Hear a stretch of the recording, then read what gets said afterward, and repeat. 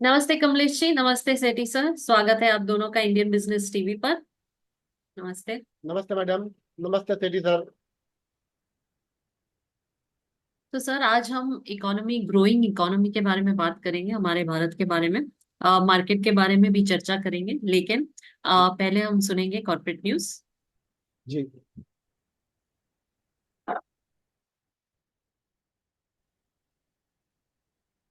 Rights limited को नया order मिला। राइट्स लिमिटेड ने धर्मपुरा और सुशील नगर में रेलवे पीएफटी के निर्माण के लिए Karnataka mining environment restoration corporation से 453.99 करोड़ रुपए का ऑर्डर हासिल किया।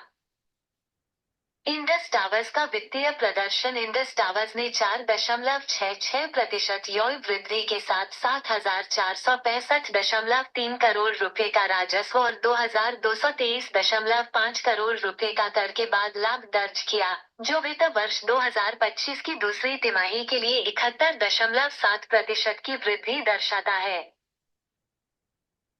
नए उपयोगकर्ताओं के लिए पेटीएम की स्वीकृति। पेटीएम को प्रक्रियात्मक दिशा निर्देशों और परिपत्रों का पालन करते हुए नए उपयोगकर्ताओं को शामिल करने के लिए एनपीसीआई से अनुमोदन प्राप्त हुआ। ज्योति स्ट्रक्चर्स की नई परियोजना। ज्योति स्ट्रक्चर्स गुजरात फ्लोरोकेमिकल्स की सहायक कंपनी का धन उगाहना। गुजरात फ्लोरोकेमिकल्स की सहायक कंपनी जीएफसीएलईवी प्रोडक्ट्स लिमिटेड को 25,000 करोड़ रुपए के इक्विटी मूल्यांकन पर 1,000 करोड़ रुपए जुटाने की मंजूरी मिली।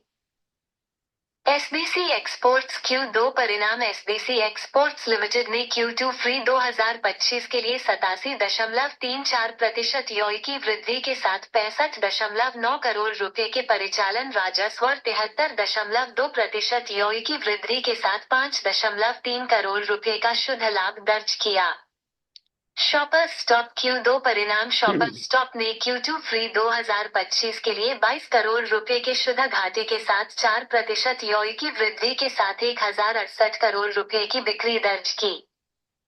रिलायंस इंफ्रास्ट्रक्चर की निवेश योजना। अंबर एंटरप्राइजेस Q2 परिणाम। अंबर एंटरप्राइजेस ने कुल आय 897.8 करोड़ रुपए दर्ज की, जो कि पिछले साल की समान अवधि से 93.7% अधिक है। उभरते बाजार फंड। निवेशक तेजी से उभरते बाजार फंडों पर ध्यान केंद्रित कर रहे हैं जो चीन को बाहर करते हैं। चीन के प्रॉपर्टी बाजार पर आईएमएफ की चेतावनी। आईएमएफ ने चेतावनी दी कि चीन का प्रॉपर्टी बाजार बिगड़ रहा है और इसके विकास के दृष्टिकोण को नीचे की ओर संशोधित किया है। 6 वर्षों में जापान का सबसे बड़ा आईपीओ। 6 वर्षों में जापान के सबसे बड़े आईपीओ के बाद टोक्यो मेट्रो के शेयरों में डेब्यू पर 45% की बढ़ोतरी हुई। एचएसबीसी ने पहली महिला सीएफओ नियुक्त की। एचएसबीसी ने पाम कौर को बैंक के इतिहास में अपनी पहली महिला सीएफओ नामित किया। शेयरों पर जेपी मॉर्गन बनाम गोल्डमैन सैक्स के साथ मतभेद रखने वाले जेपी मॉर्गन। पवन ऊर्जा संकट। पवन ऊर्जा उद्योग को ऐसी बाधाओं का सामना करना पड़ रहा है जो सौर ऊर्जा के उपयोग में तेजी के बावजूद वैश्विक अक्षय ऊर्जा लक्ष्यों के लिए खतरा पैदा कर रही है। येन में गिरावट। डॉलर के मुकाबले एशियाई मुद्राओं में गिरावट के कारण येन 150 येन से ऊपर चला गया।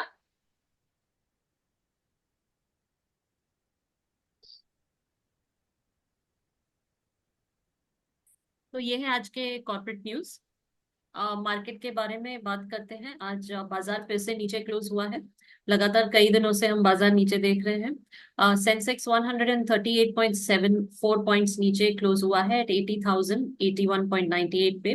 निफ्टी 36.60 पॉइंट्स पे नीचे क्लोज हुआ है एट 24,435.50।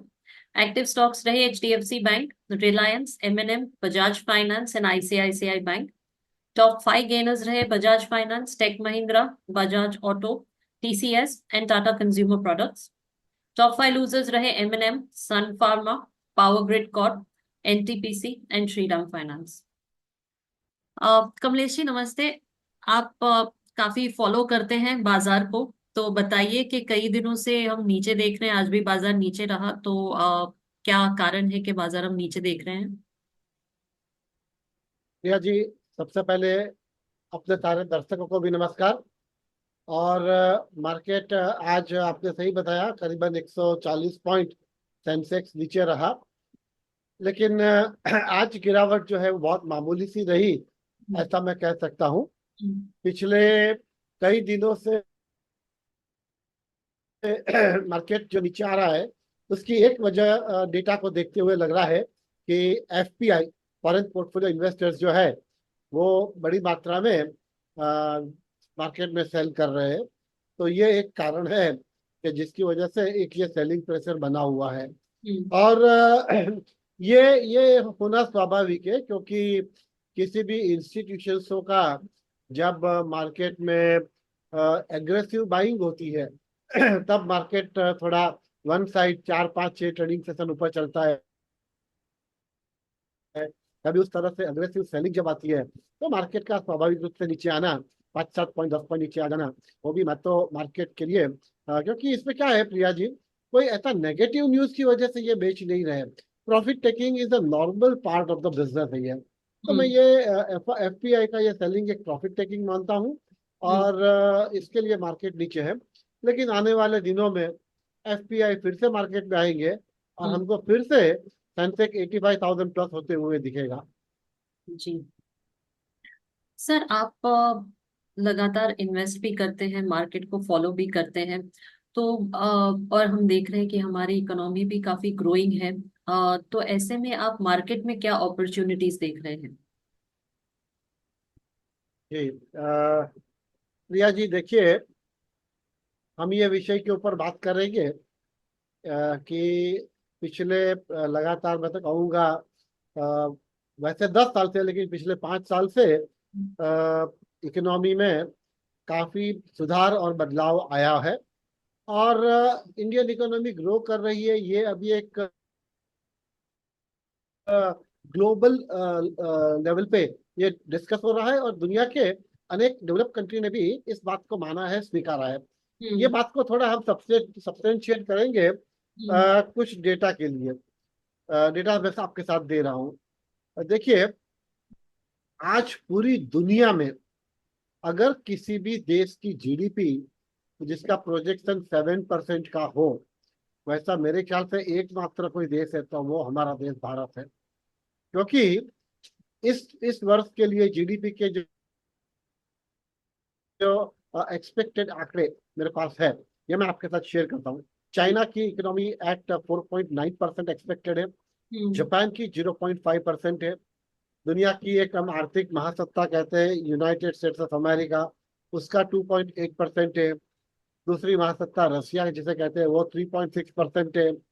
और यूरो एरिया, पूरा यूरोप जोन कहते हैं, जिसमें करीबन 25 27 देश आते हैं, तो उनकी भी इकोनॉमी जो है ना वो लेस देन 1% है। 0.7 से 1% के बीच में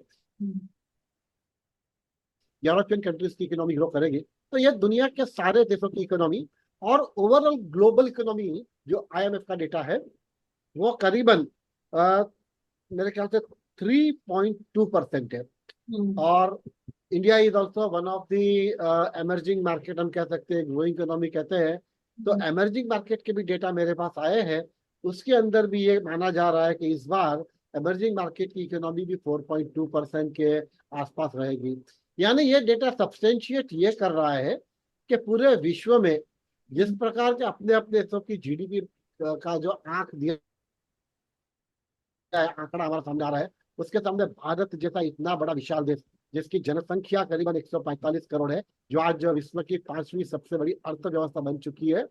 और इस प्रकार से 7% ग्रोथ को जब हम देखते हैं ना, तो भारत एक बहुत ही ग्रोइंग इकोनॉमी है, वैसा हम कह सकते हैं। अब इसको हम कोरिलेट करेंगे मार्केट के साथ। इकोनॉमी की साइज जब बड़ी होती है, इकोनॉमी जब बड़ी होती है ना, तो स्वाभाविक रूप से मार्केट की साइज भी बड़ी होती है। जिस इकोनॉमी के अंदर ग्रोथ ओरिएंटेड जो इकोनॉमी होती है, तो स्वाभाविक रूप से ही उस कंट्री की एग्रीकल्चरल सिस्टम्स हो, सर्विस इंडस्ट्रीज हो, मैन्युफैक्चरिंग सेक्टर्स हो, या उसका इंफ्रास्ट्रक्चर डेवलपमेंट हो, वो चारों ओर से उनके यहाँ जो ग्रोथ होती है ना, उस ग्रोथ की इम्पैक्ट अपने इक्विटी मार्केट में भी दिखती है। ये सारे फैक्टर्स को अगर हम ध्यान में लेते हैं, तो मैं ये कहूंगा कि जैसे पिछले 2 साल से हम देख रहे हैं कि भारतीय शेयर बाजार काफी अच्छा रिटर्न आपको दे रहा है, बहुत सारी कंपनियों ने अच्छे अच्छे रिटर्न आपको दिए हुए हैं। तो आने वाले दिनों में भी ये बढ़ती हुई अपनी अर्थव्यवस्था से मार्केट में भी काफी अच्छा, मैं कहूँगा, अपॉर्चुनिटी मिलेगी। मार्केट में भी आपकी कैपिटल जो है, आपकी पूंजी है, लागत है, वो काफी अच्छा आपको रिटर्न देगा आने वाले ये 3 से 5 साल में, मैं निश्चिंत रूप से कहूंगा। एक ही बात मैं हमेशा जो दर्शकों के लिए कहता हूँ कि बस you have to careful in one thing, कि आपको जब किसी भी स्टॉक को, कंपनी को सिलेक्ट करते हो ना, तो उसका पहले स्टडी करना चाहिए। नॉलेज नहीं है तो फाइनेंशियल प्लानर, एडवाइजर्स की सलाह लीजिए, और उसके बाद मार्केट में निवेश करोगे तो आपके पैसे गंवाने की संभावना लगभग खत्म हो जाती है। हम्म, जी। सर, कोई सेक्टर्स जो आप कहेंगे कि मार्केट के लिए ज्यादा अपॉर्चुनिटी लाएंगे या they are good for investment growth? जी प्रिया जी, देखिए, जैसे कहते हैं ना कि stock market is the barometer of any of the economy. अगर स्टॉक मार्केट अगर हेल्दी है, ग्रोइंग है, तो स्वाभाविक रूप से इकोनॉमी ग्रोइंग है। वैसे ही मैं कहूंगा कि किसी भी कंट्री की इकोनॉमी ग्रो कब करेगी, क्योंकि उसकी लाइफलाइन होती है, वो फाइनेंस होती है। क्योंकि जब तक फाइनेंशियल सेक्टर से फाइनेंस नहीं होता है, प्रोजेक्टों के लिए फंड्स नहीं होते हैं, तब तक तो कोई भी कंट्री ग्रो नहीं करेगी। तो जब आप कोई सेक्टर बोलते हो ना, तो मेरा सबसे पहला ध्यान फाइनेंशियल सेक्टर के ऊपर है। फाइनेंशियल सेक्टर में ये कहूंगा कि बैंकिंग सेक्टर काफी अच्छा करेंगे आने वाले 3 से 5 साल के बीच में। और ये पैसा कहाँ लग रहा है, अगर हम ये देखें, तो ये बड़े जो प्रोजेक्ट आएंगे, 2 लाख करोड़, 3 लाख करोड़, 5 लाख करोड़ रुपए जैसे साइज के बड़े बड़े प्रोजेक्ट आएंगे, तो उसमें इंफ्रास्ट्रक्चर डेवलप होगा, जिसमें मेट्रोस के नेटवर्क होंगे, रेलवे इंप्रूव होगी, रोडवे इंप्रूव होगे, शिपिंग इंप्रूव हो गए, एयरलाइन एयरपोर्ट्स इंप्रूव हो गए। तो ये सारे क्षेत्र में जिस प्रकार से निवेश होते हैं ना, तो मैं ये कहूंगा कि एक इंफ्रास्ट्रक्चर और फाइनेंशियल सेक्टर, दो चीज जो है, वो मैं ऐसा मानता हूँ कि आने वाले दिनों में बहुत अच्छा आपको ग्रोथ अपॉर्चुनिटी देगा। जी। सेठी सर, आपके सवाल? तो मैं जानना चाहता हूँ कि रिस्क है इंडिया के सामने। ओके, सेठी जी, हम रिस्क के ऊपर डिस्कस करते हैं। मैं जब विषय को लेके आता हूँ, तो कुछ थोड़ी बहुत जानकारियां भी मैं हासिल करता हूँ, जो मैं हमेशा लोगों को और दर्शकों के बीच में शेयर करता हूँ। अब पहले हम ये सोच देख ले कि what are the factors which will lead to the growth of any economy. कौन से फैक्टर्स होते हैं, और वो फैक्टर्स ठीक है। हमारे पास है या नहीं है। एक सबसे बड़ा इंपॉर्टेंट है ना आज की दुनिया में, वो है निवेश, जिसे हम एफडीआई कह सकते हैं। तो हिंदुस्तान में अब ये एफडीआई बड़ी मात्रा में आ रहा है, दोनों रूप से आ रहा है। डायरेक्ट इन्वेस्टमेंट्स के रूप में भी आते हैं और पोर्टफोलियो मैनेजमेंट में भी आते हैं। तो एफडीआई का इन्वेस्टमेंट बड़ी मात्रा में आ रहा है, ये एक फैक्टर है।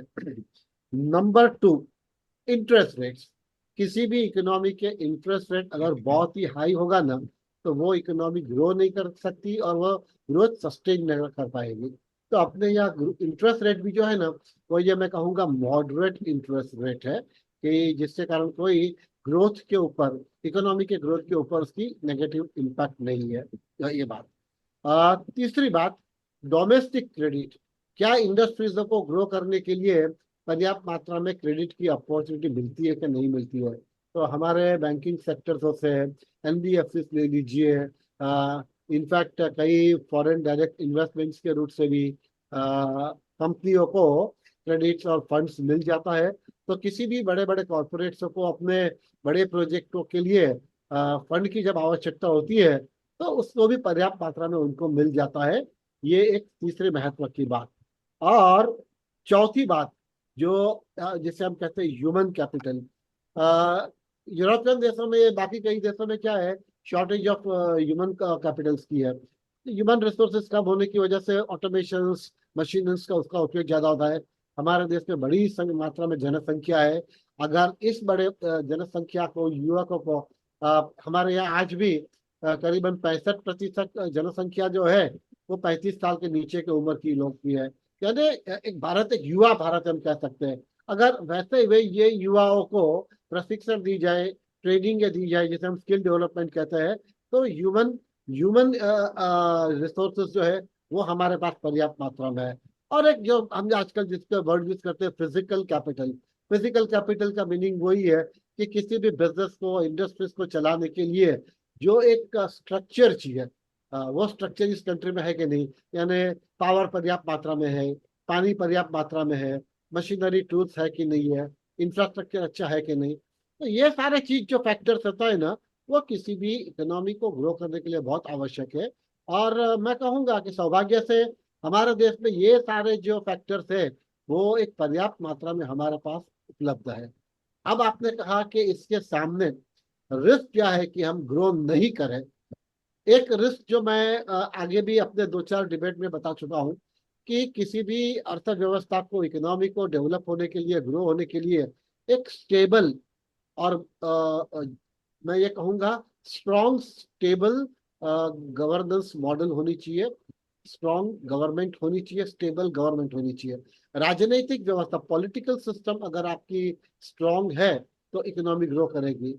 हमारे देश में इस वक्त हम ये कहेंगे कि अलायंस की सरकार है, क्योंकि किसी एक दल के पास पूर्ण बहुमत नहीं है। हम चार पांच पार्टियों के गठबंधन से बनी हुई ये सरकार है।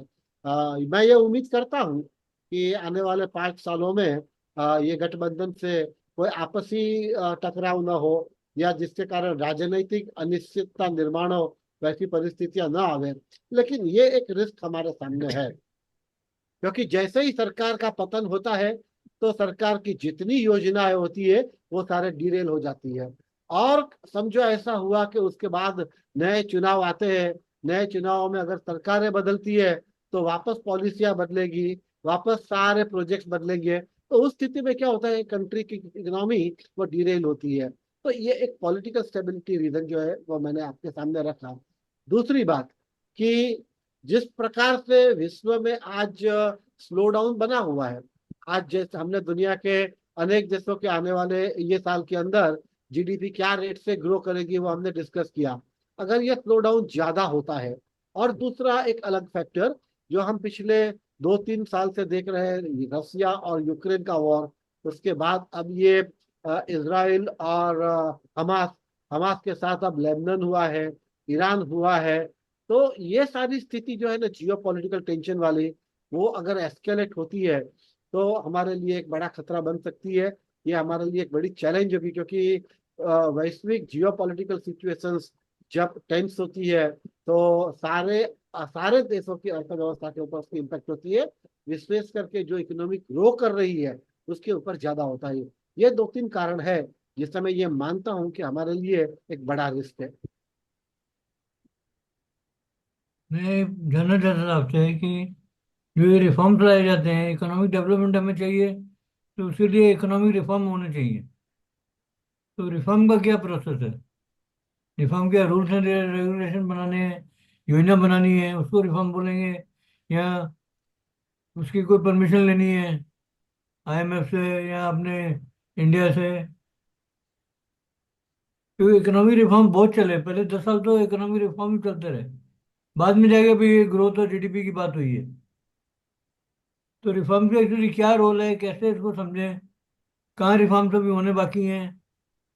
इंश्योरेंस में होने बाकी हैं, बैंकिंग में कोई रिफॉर्म होना बाकी है, या जो हुआ था वो सही चल रहा है नहीं चल रहा है? तो आम आदमी कैसे समझेगा क्या है? चलिए जी, ये बहुत ही बेहतरीन बेहतरीन सवाल आपने पूछा है मुझे। दर्शकों की जानकारी के लिए, रिफॉर्म और रेगुलेशन में बहुत अंतर है। पहले हम रिफॉर्म क्या है वो समझ लें। रिफॉर्म यानी बदलाव, in a new form the things are presented in coming to you. Economics के अंदर जब हम रिफॉर्म की बात करते हैं तो देश की जो अर्थव्यवस्थाएं होती है, देश की इकोनॉमी के नीति में जो बदलाव आता है, पॉलिसीज चेंज होती है, हमारे डेवलपमेंट के पाथ चेंज करते हैं, नए नई नीतियां बनती है। और ये नई नीतियां बनने के बाद, एक एग्जांपल अगर रिफॉर्म का मैं दे दूं जानकारी के लिए, तो 1991 में जब डॉक्टर मनमोहन सिंह के नेतृत्व में जब वो वित्त मंत्री थे और प्रधानमंत्री नरसिम्हा राव था, तब हम कह सकते हैं कि फाइनेंशियल रिफॉर्म की शुरुआत हुई।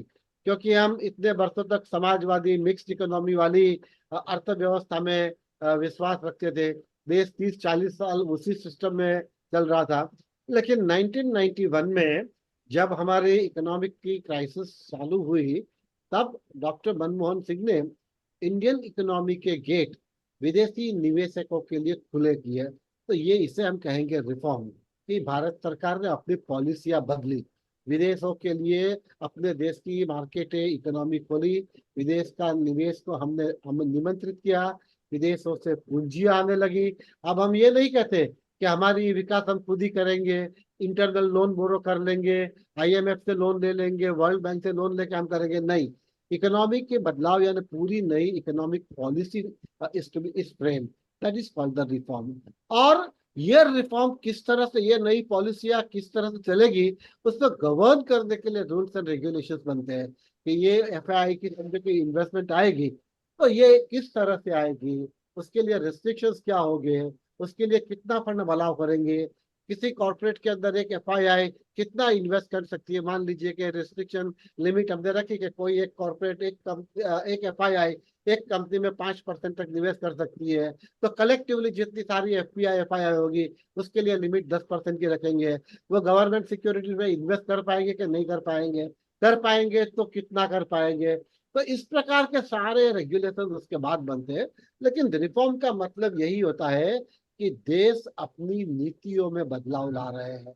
और साधारणतः मैंने देखा है कि दुनिया के अनेक देशों में हर पॉलिटिकल पार्टी जो होती है ना, उसकी अपनी एक इकोनॉमिक पॉलिसी भी होती है। जब वो मैनिफेस्टो निकालते हैं तो मैनिफेस्टो के अंदर वो बताते हैं कि अपनी इकोनॉमिक पॉलिसी क्या होगी, किस चीज को बढ़ावा देंगे, किस चीज के ऊपर रिस्ट्रिक्शंस लाएंगे। तो उस प्रकार से रिफॉर्म ये अपने पूरे व्यवस्थाओं का बदलाव लाना होता है।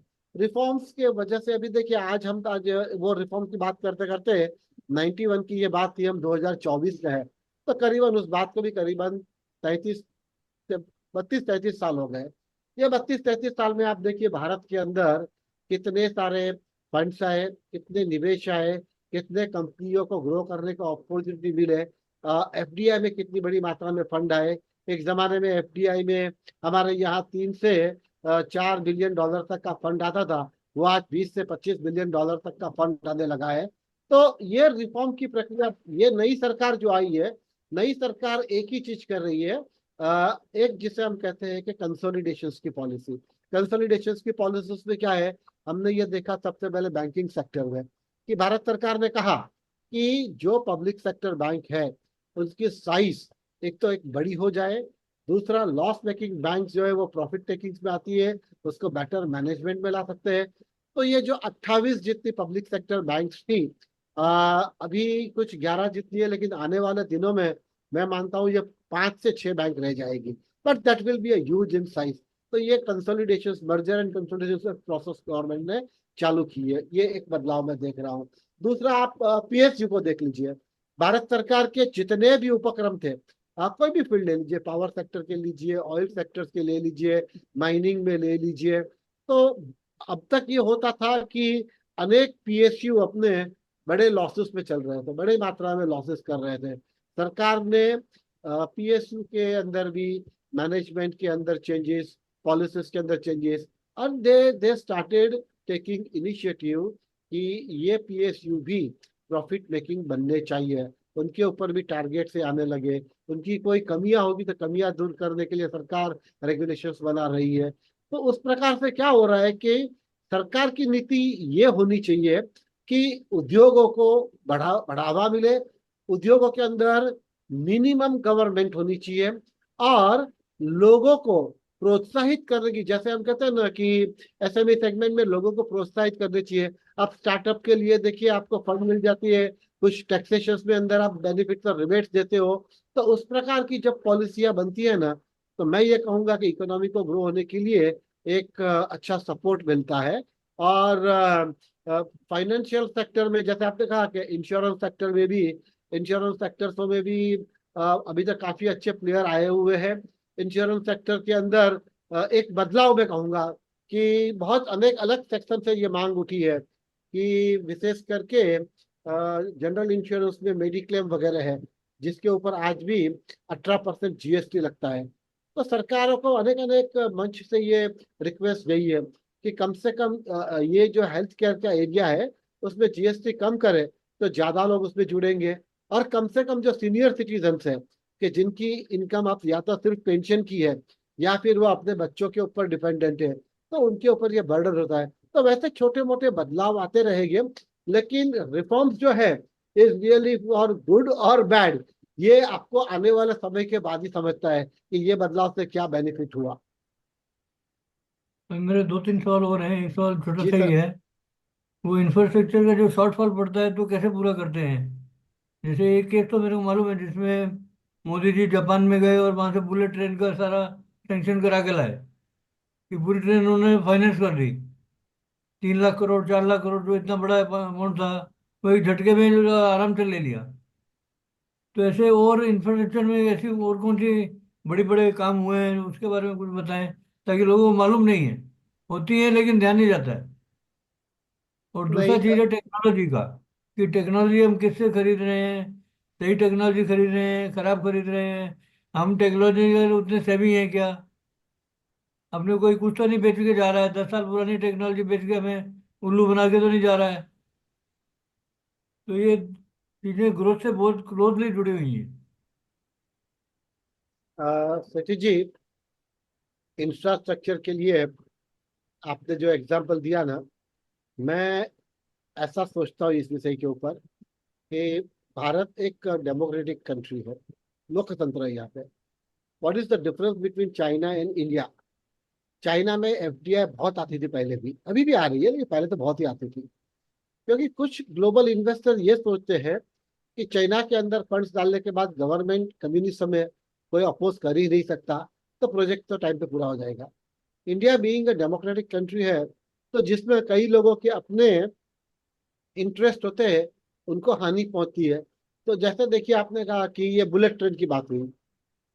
बुलेट ट्रेन की एक मुंबई से अहमदाबाद के 500 550 किलोमीटर की वो जर्नी है, लेकिन इसमें 2 स्टेट इन्वॉल्व होते हैं। और हमारे यहाँ सबसे बड़ा एक जो चैलेंज मैं मानता हूँ किसी भी सरकारों के लिए, तो ये होता है लैंड एक्वायर करने के लिए। लैंड एक्विजिशन के लिए सरकारों को काफी संघर्ष करना पड़ता है। लोग अदालतों में जाते हैं, अदालतों में मैटर जाने से प्रोजेक्ट डिले होते हैं। तो वैसे कुछ इश्यूज हमारे देश में, ये एक डेमोक्रेटिक सेटअप है। इसे मैं ये कहूंगा कि प्रोजेक्ट को डिले करने के लिए निश्चित रूप से बाधा होती है, लेकिन लोकतंत्र में लोगों का अपनी बात रखने का अधिकार है। अपने भी जो इंटरेस्ट है उसको प्रोटेक्ट करने का वो सोचेंगे, सरकार उसको किस तरह से मुआवजा देंगी, उतना मुआवजा पर्याप्त है कि नहीं, वो निगोशिएट होता है, वो इशू है। लेकिन सेठी जी, मैं ये कहूंगा कि इंफ्रास्ट्रक्चर के क्षेत्र में अगर हम देखेंगे ना, तो मैं ये कहता कहूंगा कि भारत के करीबन 10 शहरों में, इंक्लूडिंग अपना मुंबई, मेट्रो की नेटवर्क चालू हुई है। मुंबई का भी जो मेट्रो था, कुछ 25-26 हजार करोड़ का ये प्रोजेक्ट था। दुर्भाग्य से बीच में कुछ 2-2.5 साल तक सरकार बदल गई। तो मैंने कहा ना कि पॉलिटिकल इंस्टेबिलिटी जब आती है तो इकोनॉमी के ऊपर उसकी असर होती है। तो वो मुंबई मेट्रो थोड़ी डिरेल हुई थी, लेकिन वापस सरकार बदली और मुंबई मेट्रो का प्रोजेक्ट चालू हुआ। अब मेट्रो 3 का रूट भी बीकेसी तक आया है। आने वाले 4 से 6 महीने में मुंबई के 7 रूट जो है मेट्रो के, वो ऑपरेशनल हो जाएंगे। अनेक सिटियों में, पूना में मेट्रो इंप्लीमेंट हो चुकी है, नागपुर में हो रही है। तो भारत में इंफ्रास्ट्रक्चर के प्रति अभी एक हर एक राज्य सरकार भी जागृत हुई है। दूसरा, मैं आपको कहूँ, यूपी में भी देख लीजिए। यूपी में भी एक्सप्रेस वे काफी बने। नोएडा का बना हुआ है, लखनऊ आगरा का बना हुआ है। उस तरह से सरकार ने, राज्यों की सरकार और केंद्र के सरकार, दोनों ने मिलकर भी हाईवेज, नेशनल हाईवेज, उसके निर्माण के ऊपर बड़ी मात्रा में खर्च किया है। ऑन एन एवरेज रोज के 26 से 28 किलोमीटर के रोड बनते हैं। तो इंफ्रास्ट्रक्चर ये पिछले कई बरस से ऑनगोइंग प्रोसेस की तरह चल रहा है। नंबर 3, जो पहले अपने देश में एयरपोर्ट 74-75 थे, तो वो ऑलमोस्ट डबल हो चुके हैं। 150 एयरपोर्ट बने हुए हैं। जैसे गुजरात में कंडला एक बहुत बड़ा पोर्ट है, तो वैसे आपने पढ़ा होगा महाराष्ट्र गवर्नमेंट के लिए भी, मोदी जी जब महाराष्ट्र में, तो उन्होंने वाडवन डहाणू के पास एक बहुत बड़ा पोर्ट की घोषणा की है। लगभग 76,000 करोड़ रुपीस की निवेश लागत से ये पोर्ट बनेंगे। तो पोर्ट विकसित हो रहे हैं, एयरपोर्ट हो रहे हैं, हाईवेज हो रहे हैं। हाँ, ये आपने कहा कि कुछ कुछ इलाकों में कुछ कुछ जगह पे जब कुछ लिटिगेशन होती है, आंदोलन होते हैं, तो उसमें थोड़ी प्रोजेक्ट डिले होते हैं, लेकिन प्रोजेक्ट हो रहे हैं और लोगों के सामने ये सब चीजें विजिबल है। ऐसा नहीं कि मैं कुछ कहूँ या सरकार कुछ कहे, हमको दिख रहा है ना कि ये रोड 4 लेन के हो रहे हैं, 8 लेन के हो रहे हैं, मेट्रो चल रही है। अब देखिए कि इकोनॉमी ग्रो करने के बहुत सारे नंबर्स जो मैं देखता हूँ ना, तो मैं हमेशा एक कंज्यूमर्स के जो कंज्यूमर ड्यूरेबल प्रोडक्ट के सेल्स वगैरह देखता हूँ मैं, तो उसमें काफी काफी इजाफा हुआ है। और बीच में बार हमने जब व्हीकल की बात की थी, इस साल अभी तक यानी करीबन पहले ये 9 महीने में ये साल के 50 लाख से ज्यादा व्हीकल की बिक्री हुई है हमारे देश में। आप 2 व्हीलर कह दीजिए, 3 व्हीलर कह दीजिए, 4 व्हीलर कह दीजिए, हैवी व्हीकल कह दीजिए, ट्रैक्टर। तो कोई कोई इकोनॉमी अगर ग्रो नहीं करे तो इतनी बड़ी मात्रा में व्हीकल बिक नहीं सकते। मैं तो ये भी मानता हूँ कि कोई ऋण ले रहा है और व्हीकल ले रहा है, तो भी ऋण लेने की क्षमता है, ऋण रिपे करने की क्षमता है, तभी ये हो रहा है। तो इकोनॉमी के अंदर आप जो बताए ना सेठी जी कि इंफ्रास्ट्रक्चर की दिशा में काम हो रहा है, लेकिन मैं ऐसा सोचता हूँ, मेरा ये मानना है कि ये पर्टिकुलर जो 5 साल है ना, राजकीय अनिश्चितता नहीं आती है, सरकारों के लिए कोई खतरा नहीं बनता है। और जिस जिस डायरेक्शन में वो जा रहे हैं, जो टाइम फ्रेम उन्होंने सेट किया है, जो उन्होंने प्लानिंग की है, उसके हिसाब से ये सब चल रहा है ना, तो ये 5 साल के अंदर भारत के अनेक राज्यों में, अनेक शहरों में अच्छी सड़कें, आपने कहा वैसे बिजली तो ऑलमोस्ट मैं कहूंगा कि भारत के अनेक कॉर्नर में पहुंच गई, तो बिजली की इतनी बड़ी इश्यू अब मुझे नहीं लग रही है। रोड कनेक्टिविटी जो है वो अभी हो रहा है, ग्रामीण क्षेत्रों के रोड को नियर बाई स्टेट हाईवे से जोड़ना, वो एक हो रहा है। अच्छा, इसके बाद आपका दूसरा प्रश्न था टेक्नोलॉजी का। आप देखिए सेठी जी, हम भी ये मान रहे थे कि ये जीपे वगैरह है, पेटीएम वगैरह है, रुपये है, वो सब चलेगा कि नहीं चलेगा। लेकिन मैं आज देख रहा हूँ, मैं हैरान हूँ कि मुंबई में और भारत के अनेक छोटे छोटे शहरों में हर ठेले वाले के पास, फेरी वाला बोलो, सब्जी वाला बोलो, फ्रूट वाला बोलो, रिक्शा वाला बोलो, सबके पास अब स्कैनर है और सब लोग जीपे यूज करने लगे। मोबाइल, आज मेरे पास डेटा जो है ना, आज डेटा नहीं है, लेकिन मैंने बीच में एक बार ये पढ़ा था, crores and crores of transaction are happening over GPay, PhonePe and RuPay के ऊपर। तो टेक्नोलॉजी के क्षेत्र में मैं ये कहूंगा कि आर्थिक व्यवहार हो रहा है, वो एक अच्छी साइन है हमारे लिए। हाँ, अब ये जो बड़ी टेक्नोलॉजी की बात कर रहे हो कि क्या हम पुरानी टेक्नोलॉजी को इस्तेमाल कर रहे हैं क्या, जहां तक मैं जिस इंडस्ट्री से मैं जुड़ा रहा हूँ, बैंकिंग सेक्टर में, वहां तो मैं देख रहा हूँ most of the bank modern technology का इस्तेमाल कर रहे हैं, state of the art technology use कर रहे हैं। टेक्नोलॉजी उस लेवल की है कि बहुत सारे प्रोसेसेस जो पहले बैंक में हम मैन्युअली करते थे, वो अब सिस्टम कर लेती है, ऑटो प्रोसेसिंग हो जाते हैं। तो टेक्नोलॉजी हम अच्छी यूज कर रहे हैं। सरकारी अनेक विभागों में भी अगर आप देखोगे तो अब ऑनलाइन प्रोसेस चालू हुई है। आपको कोई सर्टिफिकेट लेना हो, बर्थ सर्टिफिकेट लेना हो, आपका लाइसेंस रिन्यू करवाना हो, तो बहुत सारी चीजें ऑनलाइन हो जाती है। ये एक शुरुआत अच्छी हुई है। और इसके लिए मैं कह रहा हूँ कि हमारे देश में अभी जो ये 5 साल का आने वाला समय जो है ना, ये समय में सेठी जी आपको निश्चित रूप से बहुत बड़े बड़े बदलाव दिखेंगे, इतना मैं विजुअलाइज कर रहा हूँ। अभी यहाँ मैं एक बात आपसे शेयर करना चाहूँगा और आपके विचार जानना चाहूँगा। एक स्कैम आता है और डेवलपमेंट 2 साल पीछे चला जाता है। तो अभी ये जो रिजर्व बैंक की मीटिंग हुई 3-4 दिन, उसमें एक ही चीज़ पे ध्यान दिया उन्होंने कि एनबीएफसी को कैसे ठीक करना है, क्योंकि एनबीएफसी से बैंकों से आगे बढ़ गई हुई है, उनका कामकाज बैंकों से भी बढ़ गया है। और जिस हिसाब से अभी बजाज की हाउसिंग वालों ने पैसा उठाया है, और भी आगे जाने वाली है, उनको कंट्रोल नहीं रहेगा तो स्कैम होगा, संभावना है। छोटे कोऑपरेटिव बैंकों में स्कैम होंगे, उनको बंदी कर देते हैं। तो इससे तो कलंक है हमारे इकोनॉमी पे। हम ऐसे बड़ी बड़ी बातें करते हैं, लेकिन व्यवहार में लोगों का पैसा जा रहा है। तो ऐसा क्या किया जाए कि स्कैम वगैरह नहीं हो। नहीं तो बैंक बैंक इनको सब बड़े बड़े इंडस्ट्री इनको सपोर्ट देती है। पहले 40,000 करोड़ का लोन देती है एक आदमी को, बाद में उसका ही 20,000 करोड़ में प्लांट खरीद के दूसरे को दे देती है।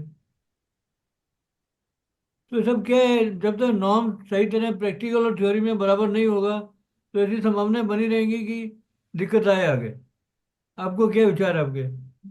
सर नहीं, हमारे बिल्कुल पास सही सिर्फ कहा। 2 मिनट है, तो okay. we'll have to answer जी। it now. Yes. नहीं, सेठी जी की बात बिल्कुल सही है। इसका एकमात्र इलाज ये होता है, देखिए जब रिफॉर्म की प्रोसेस चालू होती है ना, बदलाव की, तो साथ में स्ट्रिंजेंट रेगुलेशंस नॉर्म्स आना चाहिए।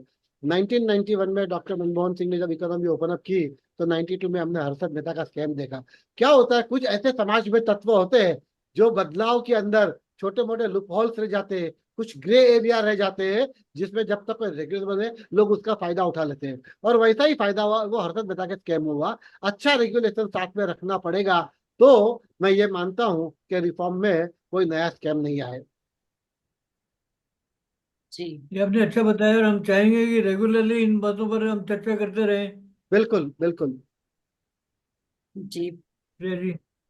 कमलेश जी, काफी अच्छी जानकारी मिली आपसे, और एज जी, यूजुअल आपने सारे सवालों का जवाब दिया और दर्शकों को जानकारी दी। Thank you so much sir for joining us today. आपसे नेक्स्ट वीक फिर मिलेंगे। नमस्ते। जरूर, थैंक यू। नमस्ते सेठी सर, थैंक यू। नमस्ते। नमस्कार जी प्रिया जी, नमस्कार जी कमलेश जी। नमस्ते। Thank you.